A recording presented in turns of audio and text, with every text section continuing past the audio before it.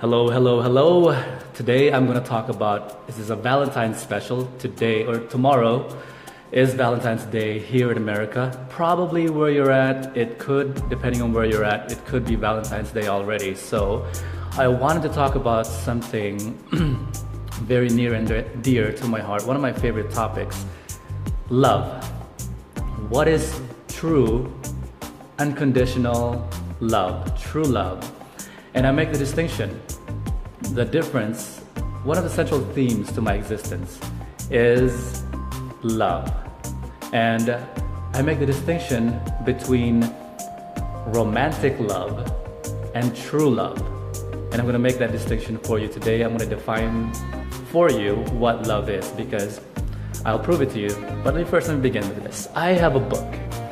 If you don't already know, I have a book. It's called Relationships 101. Forbidden Secrets of Love, Sex, Happiness, and the Male-Female Dynamic Explained. I'm going to tell you where to get it. I'm going to tell you where to get my book at the end of this video. Very worthwhile read. I think you'll love it. It's a 100% money-back guarantee, a lifetime 100% money-back guarantee. It's a very, very good book. It'll reframe the way you think about love, relationships, sexuality, sex, and happiness. Very important. I make the distinction between true love and romantic love. I like to say, when my sweetie tells me you're very sweet, I am not a romantic person. Romance is fantasy. Romance is fantasy. Romance is the epitome of self-deception. What is the difference between a beautiful red rose and any other beautiful flower that was massacred out of its roots? There is no difference. The only difference is your people's putting more meaning into that thing, putting more meaning into that red rose. Otherwise, there would be no difference between different flowers. It is one's bolstering up the meaning of something. So, I am not a romantic. I am not self-deceived. I don't have self-deception in this sense, and I don't give more meaning into things. But what I am is I'm genuinely, authentically a loving person. So let's leave that alone for now, and let's talk about love. The difference between romantic love, which is bolstered up the definition of something, and true unconditional love, true love. True love, okay? If you ask most people, go ahead, you can ask just about everybody. The same number of people you ask about what they think love is, their definition of love, you're going to get the same exact amount of different definitions with every single person. Why doesn't anybody know what love is? Well, I have a definition for you, and it's a practical definition. It's an accurate definition, something you can apply into your life, something that will bring a lot of clarity, something reasonable, and something that you cannot debate with. Love is your wanting for your beloved's happiness intrinsically to your own happiness. As much as you want for your own happiness, you want the exact same love for your beloved. Let me explain that. If you go back to first Greek philosophies, the very first Greek philosophies, love was divided into 4 different kinds of love. There was eros, sexual romantic love, storge, philia, and agape. Agape being unconditional love, a love for mankind.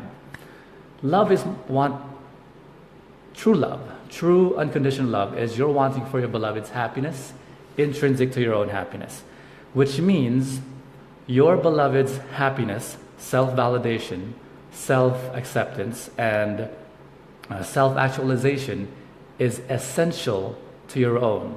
What does that mean? That means that as much as you want for your self-validation and self-actualization and self-happiness, you want the exact same thing for your beloved. What does that mean? How does that look like? So, there's a phenomena in the human animal, the human world, the human nature, the nature of the human, which goes like this. It's a biological phenomena called estrus. So, this is just a for example that illustrates for you the women's need for variety. Okay, so an estrus is 14 days prior to woman's having her period, where she is making an egg. Her body makes an egg. And they call this ovulating period, ovulation. And in this part, in this 2 to 3 day window in the woman's body, the woman's brain drugs her body, compels her to seek a sperm donor. And it's during these times, and I love when I explain this to in front of women, because women get it right away.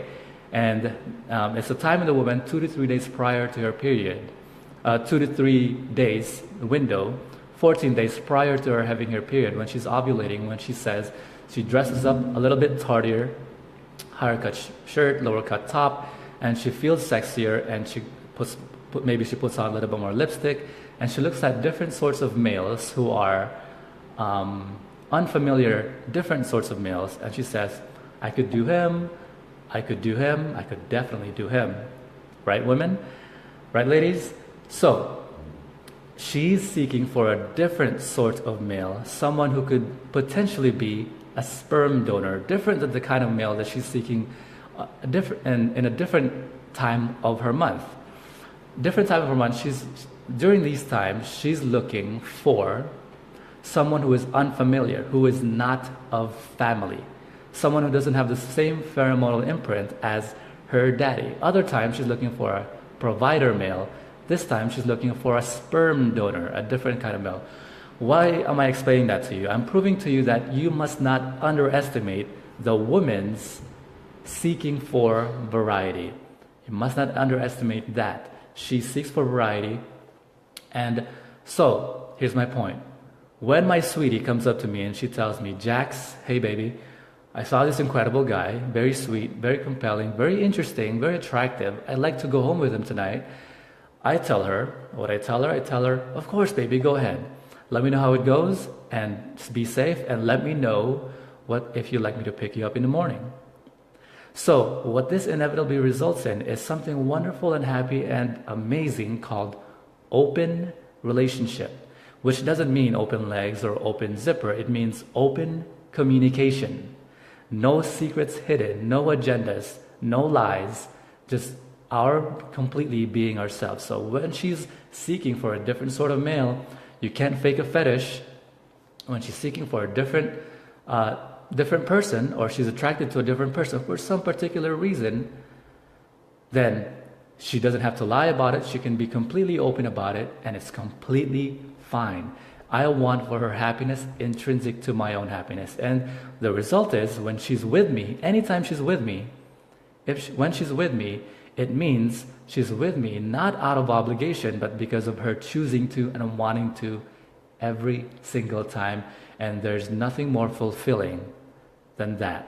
Nothing more fulfilling than someone's being with you, not because of their not having any choice, but because of their having choice and they're choosing you despite all of their choices.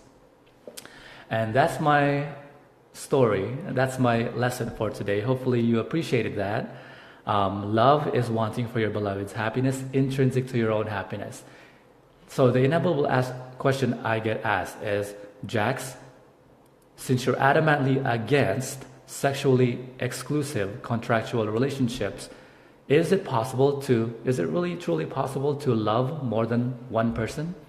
And my answer to you is this, is that if you are, for example, a woman, and you have a child, and you have another child on the way, and you say to yourself, oh no, I'm going to have 2 children, this means I have to divide my love. No. And then you realize that's absolutely insane, because love is not a subtractive, love is an additive. You don't have to divide love. The more you love, the more powerful you can love. And then you realize you don't have to divide your love between 2 children. You can love more and more. And if you have another child, then you can love more. The more you love, the more powerful you can love. Talk to you soon.